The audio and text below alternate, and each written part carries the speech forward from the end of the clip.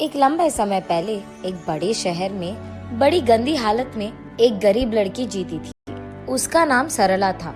वो अपने माता पिता और भाई के साथ एक छोटी सी घर में रहती थी। उसका पिता शहर में मिल रहे छोटे मोटे काम करता था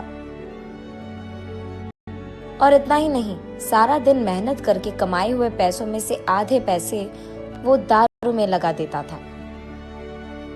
इसीलिए उनकी घर की हालत दिन ब दिन बिगड़ती गई। ना उनको हर रोज खाने के लिए खाना था, ना पहनने के लिए कपड़े थे। सरला का भाई भी हमेशा भूख की वजह से रोते रहता था और उसकी माँ की तबीयत हमेशा खराब थी। इसीलिए सरला उसके भाई का ध्यान रखती थी। सारे घर का काम भी वही करती थी। जितना था उतने में ही खाना पकाकर अपने भाई को देती थी और अपने माँ को भी खिला देती थी। अगर कुछ बचता तो खाती थी, वरना वो भी नहीं करती। ऐसे दिन बीतते गए।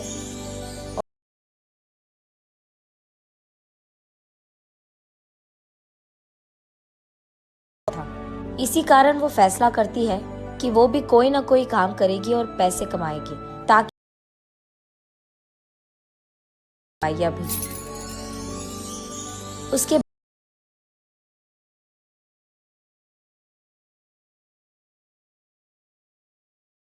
ट्रैफिक सिग्नल में जाकर उन्हीं फूलों को बेचने लगती है।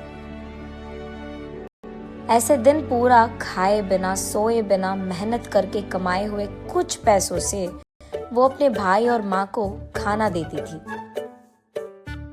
बचे पैसों से वो जब अपनी माँ के लिए दवाइयाँ खरीदने जा रही थी, वहां उसका पिता आकर, ये सब खाने के लिए तुम लोगों को पैसे कहाँ से आए?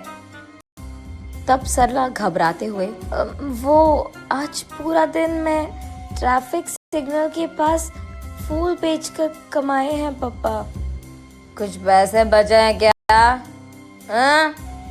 कुछ बचे हैं पापा, माँ के लिए दवाइयाँ खरीदने जा रही हूँ। ठीक है, इधर दे दो, मैं जाकर लेके आऊंगा दवाइयाँ। मैं जाकर लाऊंगी ना पापा। पैसे दो इधर, दवाइयाँ लाएगी दवाइयाँ। ये कहकर उसके पास मौजूद पैसे सारे खींच लेता है। सरला रोते रोते ऐसे ही सो जाती है। अगले दिन कुछ खिलौने लेकर उसी ट्रैफिक सिग्नल के पास उन्हें बेचने जाती है सरला। आज कुछ भी करके माँ के लिए दवाइयाँ लेके ही जाना होगा।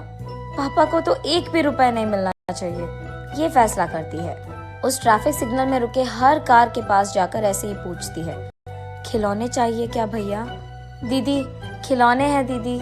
सर एक ले लो सर। मैडम एक खिलौना ले लो मैडम।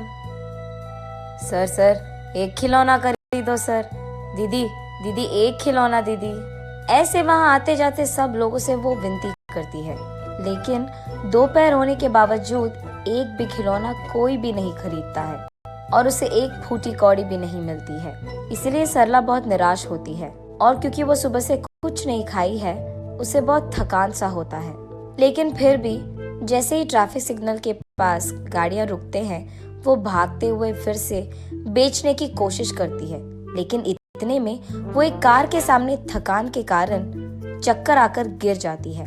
जब आंखें खोलकर देखती है तो सरला एक बड़ी सी घर में और बड़े से बेड पर सोती रहती है और वहां मौजूद 2 आदमी, मेरा नाम सुरेश है बेटी और ये मेरी बीवी है सुमति। तुम चक्कर आकर गिर गई थी, इसलिए हम तुम्हें घर ले आए। तुम फिक्र मत करो, ऐसे कहते हैं। तुम्हारी नाम क्या है बेटी? मेरा नाम सरला है, मुझे घर जाना है। तुम कहाँ रहती हो बेटी? हम यही सिग्नल के पास मौजूद बस्ती में रहते हैं। हम तुम्हें खूब पढ़ाएंगे, तुम हमारे साथ रह जाओगी क्या? नहीं, मुझे घर जाना है। मेरा भाई छोटा है और माँ का तबीयत भी खराब है। आज मैंने एक भी खिलौना नहीं बेचा है। कुछ भी करके आज माँ के लिए दवाइयाँ लेके जाना ही होगा। मैं घर चली जाऊंगी। ये कहकर वहाँ से निकलने ही लगती है कि रुको बेटी, तुम्हें जो दवाइयाँ चाहिए वो मैं खरीद दूंगा और मैं तुम्हारे घर के पास भी तुम्हें छोड़ दूंगा। ये कहकर सरला को कार में बिठाकर कुछ दवाइयाँ और खाना खरीदकर सरला को उसके घर में ड्रॉप कर देते हैं। तब उस दिन सरला जो कुछ भी हुआ उसकी माँ को बताती है। अगर वो लोग फिर से दिख गए तो मेरी तरफ से शुक्रिया अदा करो उनका। ठीक है माँ, ये कहकर वो उस दिन पेट भर खाना खाती है और खुशी से सोती है सरला। अगले दिन सुरेश और सुमति सरला के घर आकर सरला के माँ के साथ ऐसे कहते हैं, हमारी भी सरला जैसी ही एक बेटी थी, तबीयत खराब होने के कारण वो गुजर गई। अगर आपको ऐतराज ना हो तो आपकी बेटी को हम अपना लेंगे। हम वैसे भी गरीब हैं, कम से कम उसको तो एक अच्छी जिंदगी मिलेगी। ऐसे उसकी माँ को ऐतराज होने के बावजूद वो हाँ कहती है। माँ, मैं नहीं जाऊंगी माँ, तुम्हें छोड़कर नहीं जाना मुझे। ये कहते हुए सरला रो पड़ती है।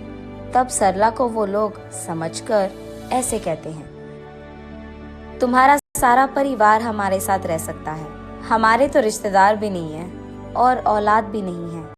हमारे पास बहुत सारे पैसे हैं और तुम सबका देखभाल हम कर सकते हैं। सरला की माँ को ये बात मंजूर होती है। तब सुरेश और सुमति सरला के साथ उसकी सारी परिवार को उनके घर ले जाते हैं। अगले ही दिन से सरला एक बड़ी पाठशाला में पढ़ने के लिए जाती है और सरला के भाई को खेलने के लिए बहुत सारे खिलौना खरीद कर देते हैं। सरला की माँ को भी एक अच्छी अस्पताल में इलाज करवाते हैं और सरला के पिता को काम करने के लिए एक अच्छी नौकरी देते हैं। ऐसे उस गरीब लड़की सरला को सुरेश और सुमति के कारण एक अच्छा जिंदगी मिलता है और उसके साथ साथ उसके परिवार को भी।